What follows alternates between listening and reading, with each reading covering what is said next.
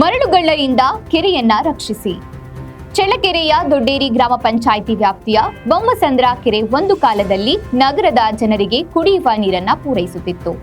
ಆದರೆ ಇದೀಗ ಅಕ್ರಮ ಮರಳು ದಂಧೆ ನಡೆಯುತ್ತಿದ್ದು, ಮರಳುಗಳ್ಳರನ್ನ ಜಿಲ್ಲಾಡಳಿತ ನಿಯಂತ್ರಣಕ್ಕೆ ತೆಗೆದುಕೊಂಡು ಕೆರೆಯನ್ನ ಉಳಿಸಬೇಕಾಗಿದೆ. ಕೆರೆಯಲ್ಲಿ ನೀರಿನ ಜೊತೆ ಮರಳು ಕೊರೆಯುವುದನ್ನ ತಡೆದು ಮರಳು ಮಾಫಿಯಾಕ್ಕೆ ಕಡಿವಾಣ ಹಾಕಬೇಕೆಂದು ಗ್ರಾಮಸ್ಥರು ಆಗ್ರಹಿಸಿದ್ದಾರೆ.